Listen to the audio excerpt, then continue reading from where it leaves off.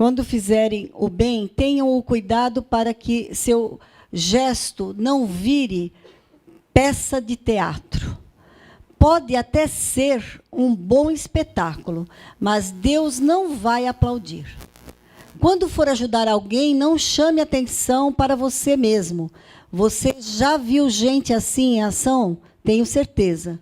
Eu os chamo atores. Eles vão orar nas esquinas como se elas fossem palco, atuando para o público, interpretando para as multidões. Elas recebem aplausos, sim, mas é tudo que conseguirão. Quando você ajudar alguém, não pense na impressão que vai causar. Apenas ajude com a simplicidade e discrição. É assim que Deus, que criou com todo o amor, faz. Ele age nos bastidores para você. Agora, olha a oração. A oração deve ser simples. E quando forem à presença de Deus, também não façam disso uma produção teatral. Essa gente que faz da oração um show está buscando estrelato. Vocês acham que Deus está no camarote apreciando o espetáculo? É assim que eu quero que vocês façam. Encontrem um local tranquilo e isolado, de modo que não sejam tentados a interpretar diante de Deus. Apenas fiquem lá, tão simples e honestamente quanto conseguirem. Desse modo, o centro da atenção será Deus, não vocês. E vocês começarão a perceber sua graça. O mundo está cheio de pessoas que se julgam guerreiros de oração, mas que nem sabem o que é orar. Utilizam-se de fórmulas, programas, conselhos e técnicas de vendas para conseguir o que querem de Deus. Não façam essa asneira. Vocês estão diante do Pai. E Ele sabe de que vocês precisam, melhor que vocês mesmos. Com um Deus assim, que os ama tanto, vocês podem orar de uma maneira muito simples. Gente, essa Bíblia é realmente tremenda, a mensagem. Ela é uma interpretação diária, né, quando você vai lendo. E, às vezes, a gente lê e esquece algumas coisas importantes, mas a Nilza me fez lembrar e eu achei muito importante para que a gente ouvisse. Porque eu vou falar sobre oração. Nós estamos, nesse mês, falando sobre legado nas mulheres aqui, preciosa. Então, eu quero deixar um legado. Eu quero. E você? Já pensou nisso? Qual é o legado que você vai deixar? Se você não pensou, hoje é dia de pensar. Nós não podemos passar por aqui e simplesmente irmos embora. Deixarmos nada? Não, nós temos que deixar um legado. As palavras que nós escolhemos determinam o que nós falamos, vivemos e passamos para os que nos rodeiam. À medida que as palavras de Deus fluem naturalmente de nosso coração e da nossa boca, podemos deixar um forte legado de fé para ser transmitido de geração em geração. Porque a boca fala do que o coração está cheio. No último domingo, que o pastor Josué pregou sobre o Eliseu, aliás, não foi o pastor Josué, não sei quem foi que pregou, o pastor André, isso, sobre o Eliseu, que a viúva foi falar com o profeta e disse, meu marido morreu, e os cobradores estão aí querendo levar meu filho. E ele perguntou, o que você tem?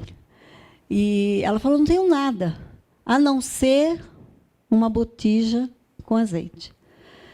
Quer dizer, ela tinha a coisa mais importante. E foi um legado, sabe de quem? Do marido dela. O marido dela deixou uma botija de azeite para ela. E aquele azeite transbordou, ela encheu várias cumbucas ali, vendeu, parou no momento em que ela tinha cumbucas para encher, mas ela vendeu tudo, pagou as dívidas e viveu. E está vivendo eternamente ainda com a unção, porque ela recebeu um legado do marido. Às vezes a gente pensa que não, mas as coisas que acontecem para a nossa vida têm sempre um propósito muito eficaz.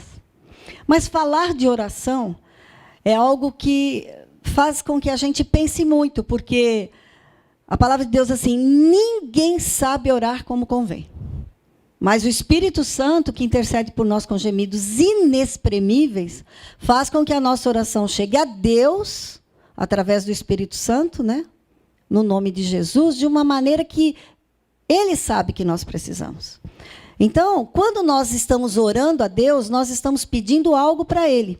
Mas nem sempre Ele vai fazer, porque Ele fala assim: que coisa, não é isso aí que você precisa, não, você precisa de outra coisa. E Ele dá, e a gente pensa que Deus não está respondendo, mas Ele está, sim, respondendo, e as nossas orações estão em taças de ouro, como diz em Apocalipse, e elas vão ser jogadas, e todas serão respondidas. Nós não sabemos o tempo, mas serão. Eduard Bondes diz assim: só pode fazer uma oração curta e poderosa em público quem mantém uma longa e poderosa comunhão no secreto. Então, na verdade, quando a gente acha que pode ficar orando muito tempo, até as pessoas falavam: para de orar, né? Como alguém me contou agora há pouco. Eu achei interessante. Como é que alguém manda alguém parar de orar? Né? Se está orando, deixa orar. Deus está querendo falar. Mas, na verdade, nós sabemos que certas orações não passam do teto. Porque eu não estou falando isso para acusar ninguém, porque até eu mesma me sinto, às vezes, assim: nossa, parece que hoje não saiu dos meus ouvidos. A oração saiu da minha boca, chegou mais longe no meu ouvido só. Por quê? Porque a gente não está bem. E para a gente estar bem, nós temos que estar bem com quem? Com Deus, primeiro. E aí, se nós buscarmos primeiro o reino de Deus e a sua justiça, todas as demais coisas serão acrescentadas. E aí, 40 dias passados desse final de semana, eu e a equipe toda do Vida Vitoriosa, nós lemos um livro chamado Por que Tarda o Avivamento, de Leonardo Ravenhill. Eu já tinha lido esse livro há muito tempo. E incrível como as coisas vieram de novo queimar o coração da gente quando a gente lê um livro tão importante. E ele diz assim, logo de início: quem quiser ter uma vida de oração precisa ser de aço, pois será atacado por Satanás antes mesmo de começar a tentar atacá-lo. Nossa, então aí a pessoa já fala: bom, então não vou nem orar, né? Mas, na verdade, o ataque de Satanás não tem poder sobre as nossas vidas, porque nós somos cobertos pelo sangue de Jesus. Ele vai tentar atacar, com certeza, mas ele não irá conseguir. Porque quando ele vem atacar, nós temos aquele escudo, não só da fé, da armadura de Deus, que nós temos que pedir sempre para o Senhor, que a armadura é dele, então a gente pede para ele, mas nós temos o próprio Jesus Cristo na nossa frente, nos guardando de todos os ataques. Porque ele já batalhou, ele já venceu, ele está lá na frente. Nós estamos seguindo os seus passos. Se assim nós o fizermos, nós seremos mais que vencedores, como a palavra de Deus diz. Então, às vezes, a gente fica preocupado em ler vários livros. Eu anotei alguns que eu li e esqueci até de colocar um que foi o pastor Reinerson que me deu, que é maior que a Bíblia, né? Oração de Philip Yancey, que faz a gente ficar lendo e tantas coisas que fala.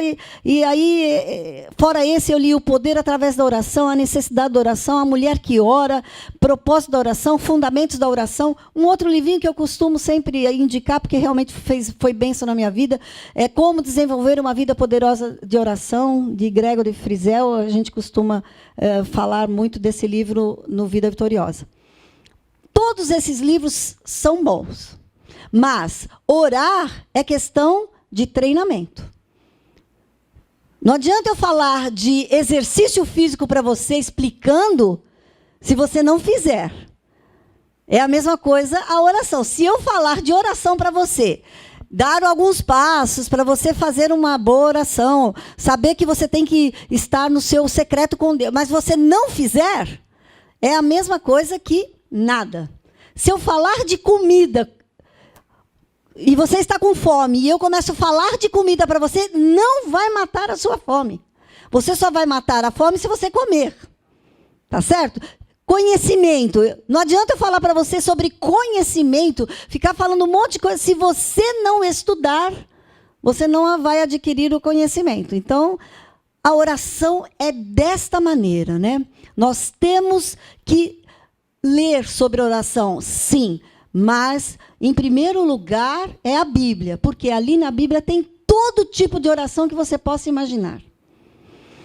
Na verdade, eu costumo falar que o que eu faço, não simplesmente só por falar porque eu faço isso, porque da mesma maneira que eu ouvi alguém falando um dia, e eu peguei para mim e faço, eu quero deixar esse legado para vocês, mulheres preciosas aqui, nesta tarde e noite.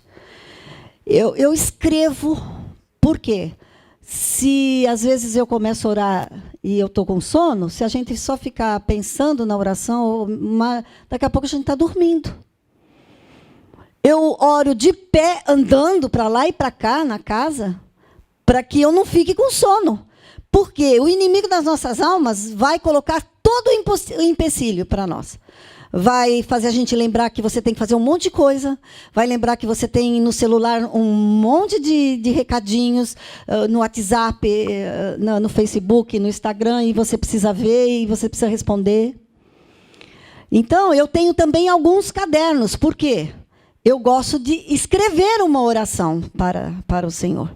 Então, eu chego, abro ali e falo, bom dia, Pai. Bom dia, Espírito Santo. Bom dia, Jesus. E vou e começo a escrever. Tem dias que eu estou triste, então eu me derramo, reclamo, e reclamar a gente não é bom, mas para ele pode, porque ele não vai contar para ninguém, né? Porque se a gente reclama para alguém, a pessoa já conta para outra, aí essa reclamação viraliza, né? E reclamação não é clamar, é clamar por coisas horríveis, né? Reclamar. Então, eu vou, escrevo, quando eu estou feliz, eu conto tudo que eu estou passando, porque a gente sabe que ele sabe, mas ele tem um prazer de ouvir a gente contar para ele, porque ele é nosso melhor amigo, ele é nosso pai, ele é nosso... Jesus é o nosso irmão mais velho, e ele vai responder os nossos questionamentos. Né? E, às vezes, nós somos que nem crianças, né? Sabe, antigamente, hoje em dia, eu acho que nem tem isso, eu não sei. Que a gente ia na casa do vizinho, apertava a campainha e saía correndo. Quem já fez isso? Ah, então você tem mais ou menos mais de 50 anos, será? Não, acho que hoje em dia faz também. Faz, sei lá. Parece que hoje em dia não tem tanta campainha, né? Mas em casas até deve ser. Porque a gente faz isso com Deus. Está ali conversando e na hora que ele vai responder, a gente sai correndo. Vai fazer todas as coisas. Não. Oração é via de mão dupla. Você fala e ele quer falar com você. Mas você vai falar, mas como ele vai falar comigo? Pela palavra. Às vezes até por um louvor, por uma pessoa, claro. Quantas vezes a gente entra no carro, liga o rádio, toca um louvor que fala assim, meu Deus, acabei de perguntar isso para Deus e Deus respondeu. Porque, na verdade, nem sempre a gente tem aqueles momentos que a gente fica parada no nosso quarto, no secreto, orando. O legal é que nós fiquemos sempre, porque a nossa agenda tem que ter um momento a sós com Deus, que é o nosso tempo a sós com Deus. Tem que ter. Porque Deus está sempre à disposição das nossas vidas. Porque o Salmo, que até foi mencionado aqui, ele se inclina para falar com a gente. O Salmo diz, ele se inclina. A hora que você fala, Senhor, 13, 113, eu não sabia qual era, mas ele já se inclina para ouvir. E ele está com os ouvidos atentos ao clamor que tem aqui. E o que você falou de Jeremias, né? Que ele fala, é o telefone de Deus, 33:3. Clame a mim, responder-te-ei, anunciar-te-ei coisas grandes e ocultas que não sabe. Ele ama saber que nós estamos interessados em conversar com ele, porque ele sabe todas as coisas. E aí, ele está prontinho para falar com a gente sai. Por isso que uma do seu momento a sós com Deus, você tem que meditar na palavra. Meditar na palavra aonde? Aonde você está lendo corriqueiramente. Não precisa ser nenhum... tcharam, abre em qualquer lugar. Não. Bota o dedo ali, de repente você vai ler assim, e foi e se matou. Não, não era isso que você queria ouvir. É melhor que você leia algo que continuamente você está lendo, porque assim Deus já sabe que você está ali, né? Embora Ele saiba todas as coisas, mas Ele vai ter o maior prazer de te responder. E aí você vai ouvir Ele falar. Mas eu quero hoje falar a respeito de Elias. Elias, lá no primeiro livro de Reis, a partir do verso 17, a gente vai ler alguns trechos, porque em Tiago, né, quando Tiago fala lá que nós somos sujeitos os mesmos sofrimentos e sentimentos que ele, por que ele era tão especial? Nós queremos ver essa manhã o que é que ele falou, o que é que ele fez e quais foram as vitórias que ele conquistou com a oração. Então, o primeiro livro de Reis, 17. Ora, Elias de Tisbe, em Gileade, disse a Acabe: juro pelo nome do Senhor, o Deus de Israel, a quem sirvo, que não cairá orvalho nem chuva nos anos seguintes, exceto mediante a minha palavra. Depois disso, a palavra do Senhor veio a Elias: sai daqui, vá para o leste e esconda-se, perto do riacho de Querite, a leste do Jordão. Você beberá do riacho e dei ordens aos corvos para o alimentarem lá. E ele fez o que o Senhor lhe tinha dito.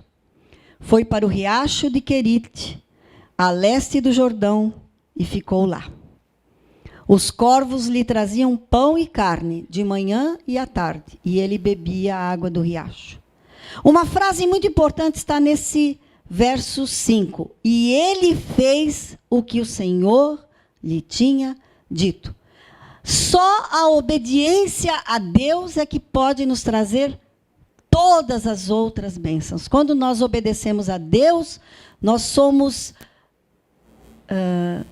como se fôssemos uma peça de atrair outras coisas, que, na verdade, são um imã. Isso, eu estava querendo... Obrigada. Ainda bem que eu sei ainda ler um pouquinho de lábios e enxergo ainda de longe. Nós somos um imã para atrair as bênçãos do Senhor. Porque se nós não obedecermos, Deus não nos dará, não por maldade, porque Ele nos ama. Porque ele é gracioso, e graça é favor imerecido. Mas para nos ensinar. Porque se nós não obedecemos, Ele tem que fazer alguma coisa para que a gente aprenda a obedecer. Então, se você quer ser alguém usado por Deus, sempre, obedeça a Deus. E para obedecer a Deus, você precisa saber quais são as regras que Ele quer que você obedeça. Por isso que ler a palavra é algo imprescindível para todo o cristão. Aquele que crê que Cristo veio, morreu na cruz, nos lavou de todo o pecado e agora nós podemos segui-lo. E aí, quando Elias fez isso, ele vai fazer uma porção de coisas. Ele vai brigar lá com todos os profetas de Baal, são quase 850.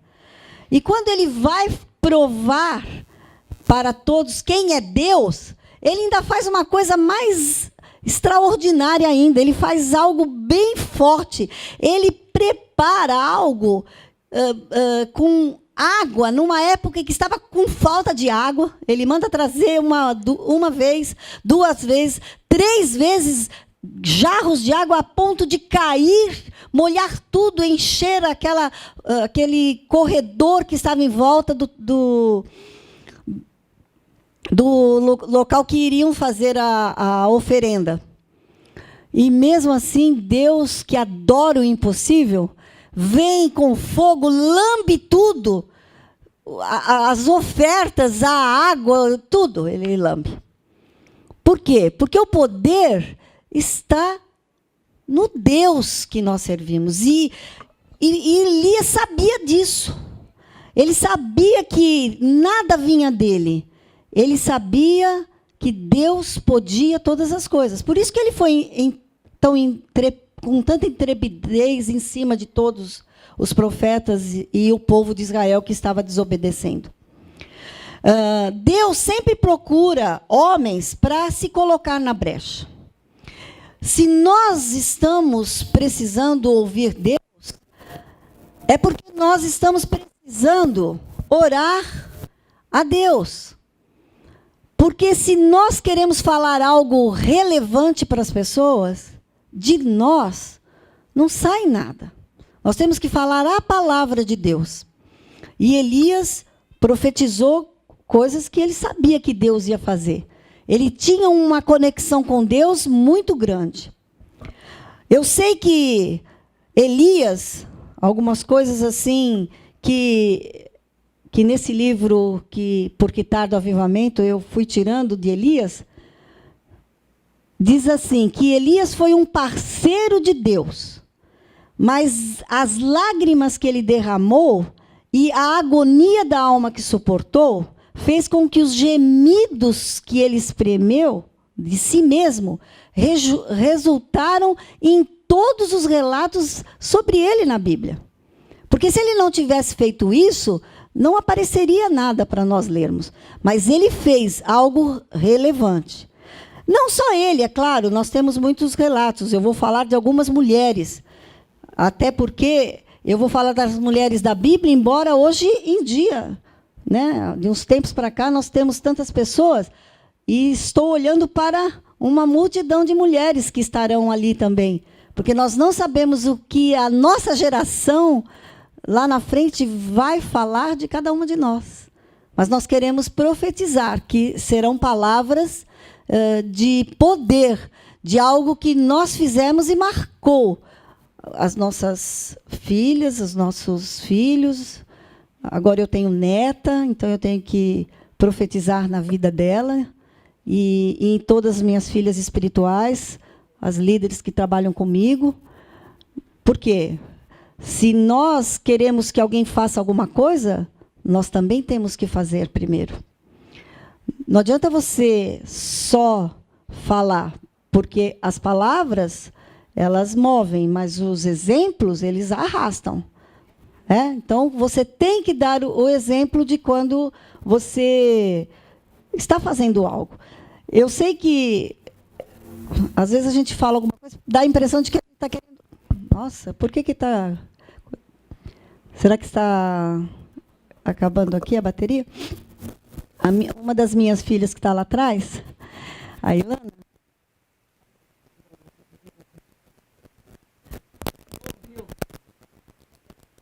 esse aqui?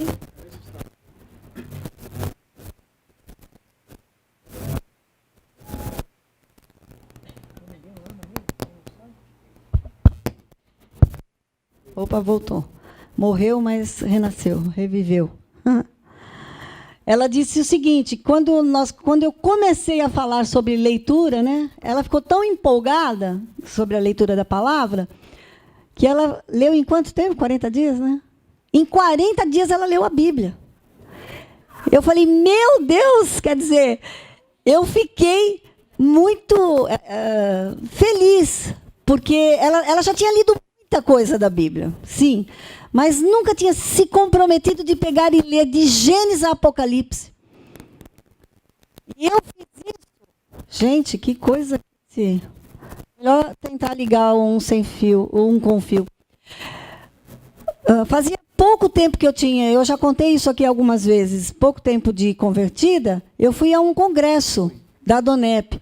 E uma senhora que falou assim, eu li a Bíblia 32 vezes. E eu falei, eu também quero isso.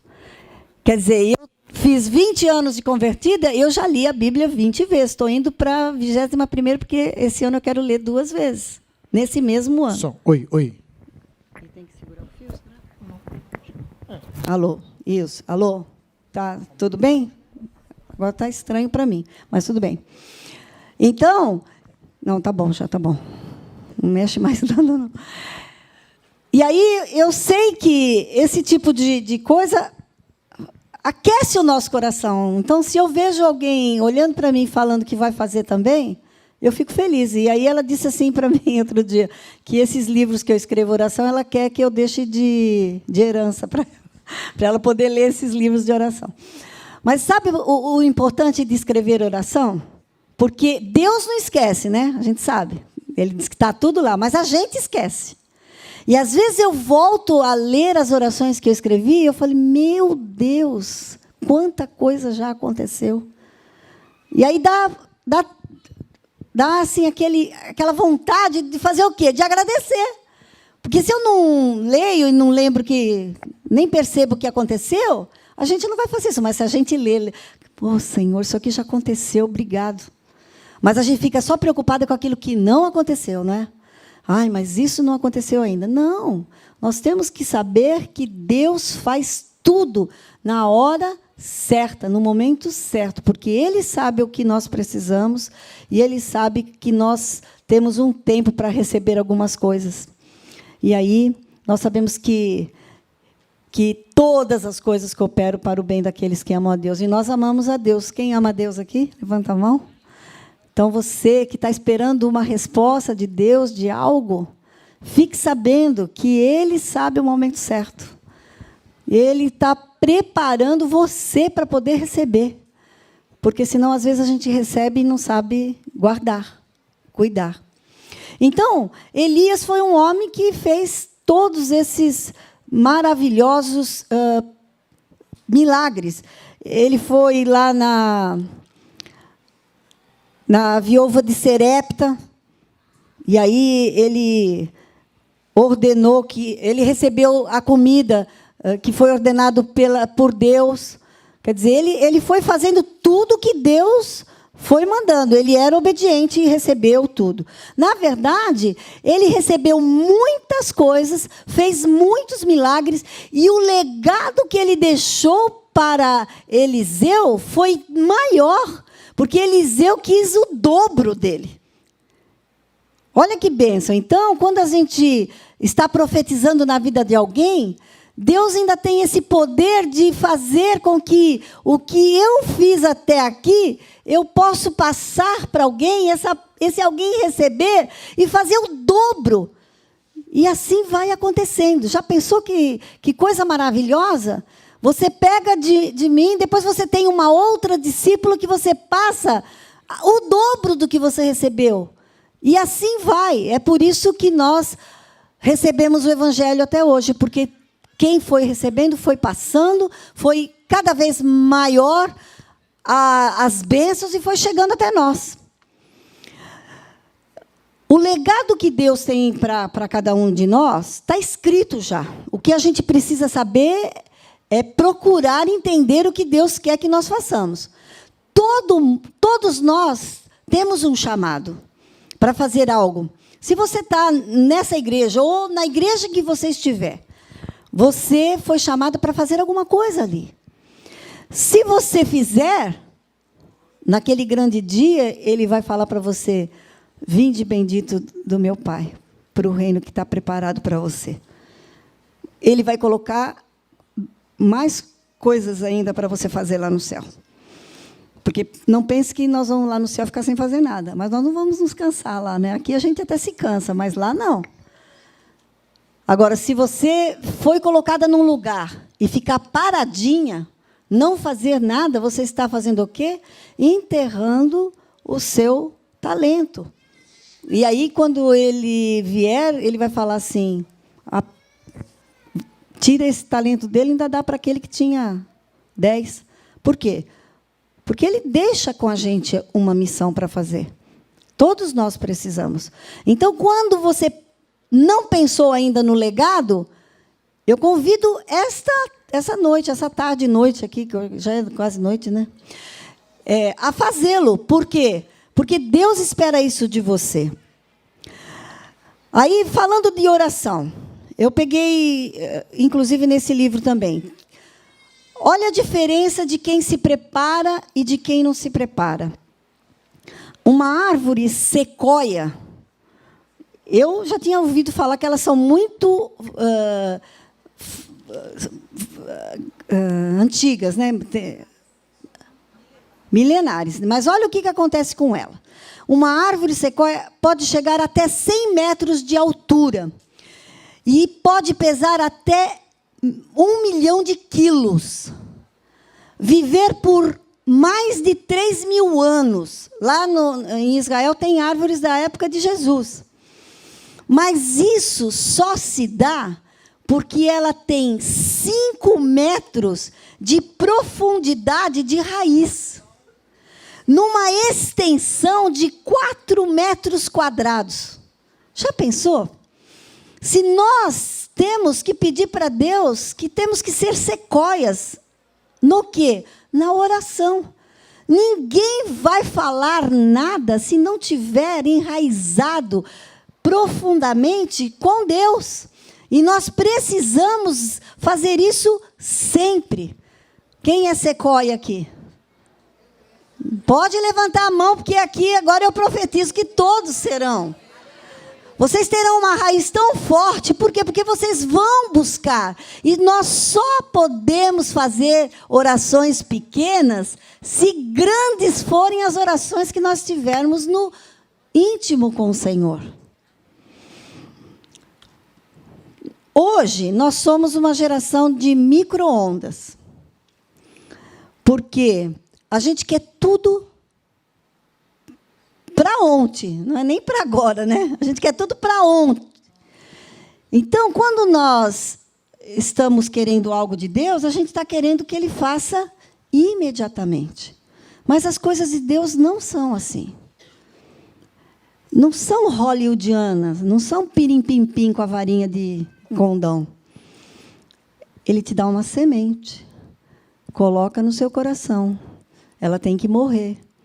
Ela vai ser plantada ali, ela vai morrer, ela vai criar raízes, para depois começar a aparecer um broto e depois crescer. Assim é a oração que nós temos que fazer. E lembrando, então, da oração que, às vezes, a gente está tentando fazer e não consegue, essas dicas, eu ouvi até da irmã de Mary Williams, que, no começo, aliás, ela esteve a semana passada aqui, né?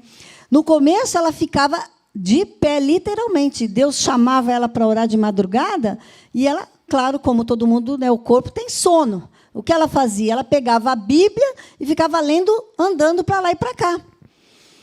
Orava falando alto. Então, eu quero que você também possa fazer isso. E não dizer assim, eu não consigo. Porque a palavra não consigo são dos fracos. Nós somos fortes. Por quê? Porque nós temos um Deus que tudo pode, que habita dentro de nós. Sem Ele, nada podemos fazer, mas com Ele faremos todas as coisas.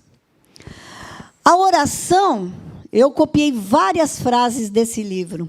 A oração é uma forma de expressão tão simples que até uma criancinha pode exercitá-la. Não é verdade? Às vezes uma criancinha faz uma oração e a gente fica extasiado. Imagina Deus. Mas também ela é igualmente tão sublime que ultrapassa os recursos de linguagem humana e esgotamos nosso vocabulário. Às vezes nós não temos palavras para falar com o Senhor da maneira como nós achamos que Ele tem que ouvir. Mas Ele quer que a sua oração saia do seu coração com um sentimento mesmo, não simplesmente palavras sem necessidade, assim, sem profundidade. Outra frase de Leonardo Ravenhill diz assim, a oração, no entanto, para nossa vergonha, faz com que nós nem recordemos quando foi a última vez que passamos uma noite toda em oração a Deus. Quando eu li isso, eu quase caí de costas. Suplicando-lhe que derrame sobre nós um avivamento que abale ao mundo. Se é que algum dia você tenha feito isso. Eu falei, eu nunca fiz. Uma noite inteira? Não, sozinha em casa, não. Já fiz em vigília. Né? Em vigília, já fiz algumas vezes. Mas eu falei, Deus, eu quero ter isso, eu quero também ter isso. Que eu preciso falar para alguém, o dia que eu vier outra vez falar sobre oração, eu vou falar assim, eu fiz isso. Fiquei uma noite inteira agonizando diante de Deus, orando e chorando, derramando lágrimas. Quando é que nós derramamos lágrimas por alguém? Eu já fiz isso algumas vezes por algumas pessoas. Mas por quê? Porque eram próximas, mas Ele quer que nós oremos pelos nossos inimigos. Ele quer que nós derramemos lágrimas por aqueles que não conhecem a Deus. Porque, na verdade, nós queremos ser felizes aqui. Mas a nossa vida aqui é 70 anos, 80, 90, tem muita gente chegando a 100 aí agora. Mas perto da eternidade, não é nada. Eternidade, a gente não tem noção do que é isso. E viver na eternidade sem Deus, Jesus chorou por causa disso, na cruz, quando Ele falou, Senhor, por que me desamparastes? A ausência de Deus naquele momento, Ele era Deus, mas teve ausência de Deus naquele momento, Ele sentiu essa dor. Quantas vezes você já orou sentindo dor por alguém? Por um filho, por um marido ou esposa, por um vizinho, por um amigo, por um parente? Nós precisamos fazer isso.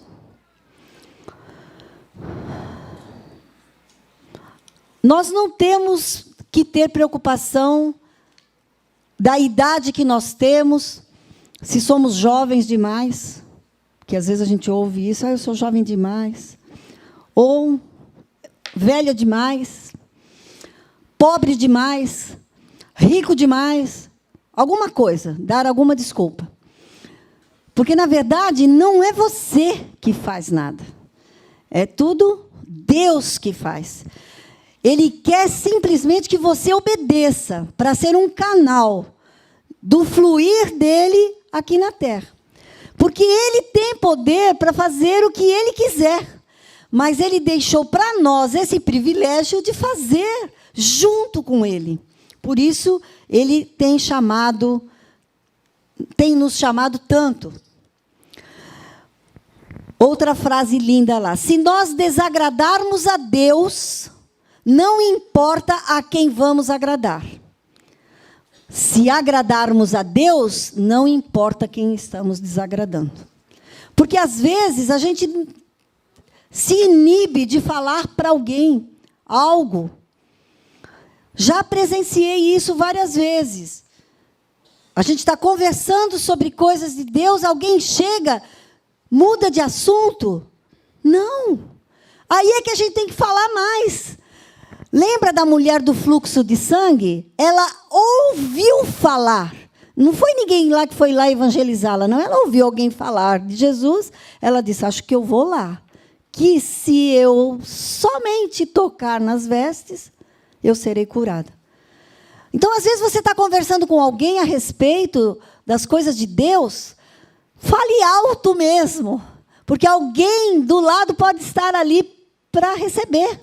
E aí você não sabe porque aquela pessoa, você está plantando uma semente. E nós temos que plantar em tempo e fora de tempo. Não precisa saber qual é o tempo de Deus para aquela pessoa. Aquela semente vai ficar ali, vai germinar, talvez você nem saiba, só vai saber lá no céu, porque lá no céu vai ter videotape de tudo. Às vezes eu fico imaginando, eu quero ver o Mar Vermelho abrir, eu quero tantas coisas, né, que aconteceram. Vocês não acham que tem? Tem gente que ficou séria aí. Gente, vai ter. Se aqui tem, se aqui na Terra tem, já tem tudo na nuvem, lá vai estar uma mega nuvem. Tudo que aconteceu desses milhares, né, com uma superprodução hollywoodiana, vai ficar fichinha, né? Fichinha. Bom, se nós quiséssemos falar também de outra pessoa maravilhosa, de outro homem, porque eu vou falar ainda das mulheres. Aliás, 7h30, meu Deus. Paulo possuía uma coragem imensa, porque ele falava com quem aparecesse. Ele foi lá falar do Deus desconhecido, com gente que não quis ouvir, com gente que ouviu e conheceu ao Senhor. E Leonardo Vendish, não, esse aí. Paulo possuía 2 tipos de coragem: a coragem física e a coragem espiritual. Ele foi um Daniel cristão, porque ele entrou na cova de leões romanos. Ele enfrentou todo mundo lá. Foi lá falar e fez algo de extraordinário. E, como tem que finalizar, eu falei para a Nilza, eu escrevi tanto que eu falei, não sei se eu vou conseguir, nem daria tempo de falar tudo, né? Mas eu quero falar sobre as mulheres. Espera aí.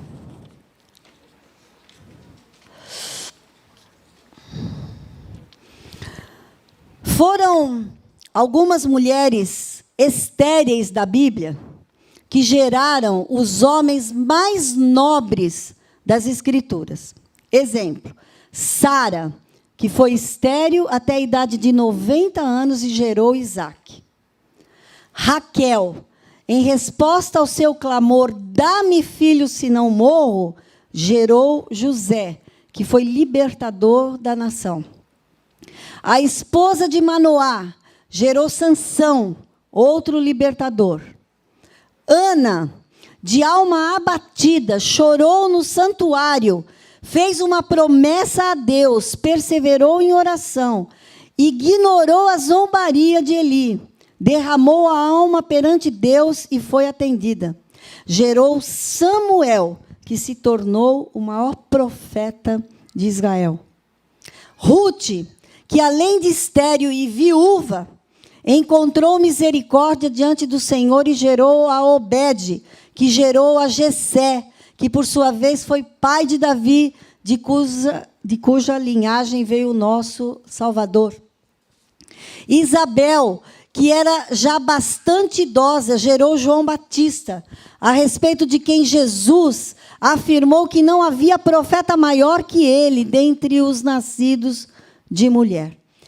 Se essas mulheres não tivessem se sentido humilhadas pelo fato de não terem filhos, que homens valorosos a nação teria perdido.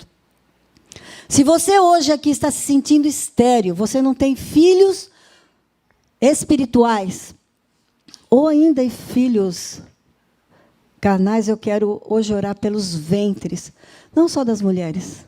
Como tem homem aqui, nós vamos orar pelo ventre dos homens que vão gerar filhos espirituais aqui também. Porque o nosso legado maior é deixar filhos, porque ele disse, ide e multiplicai, fazei a terra povoada. Só que a terra está povoada. Nós temos que agora povoar o céu. Se nós não chorarmos lágrimas, não conseguiremos chorar lágrimas de sangue, porque a dor nossa não vai nunca se comparar à dor que Jesus teve. Ele suou sangue, lágrimas, ele chorou por nós, derramou todo o seu sangue por nós. Por isso eu quero que... Cadê a menina que ia cantar a música que eu pedi? Foi embora? E aí não deixaram nem ali não tem aí uma música para passar? Não tem, né? Que isso, ela prometeu para mim que ia cantar. A Nath está chegando. Você sabe qual é a música, Nath, que eu passei do legado? O legado da unção? Agora, no improviso, não. Eles estão sempre preparados. Quem pegou no arado nunca olha para trás, né? Nessa hora, eu quero que você pense quais são os filhos que você quer gerar. Quem na sua casa ainda está sendo gerado, que está como uma semente ainda, que não morreu, que ainda tem que se desabrochar. Eu estou pensando aqui nos meus. E esse é o legado que essa geração vai deixar.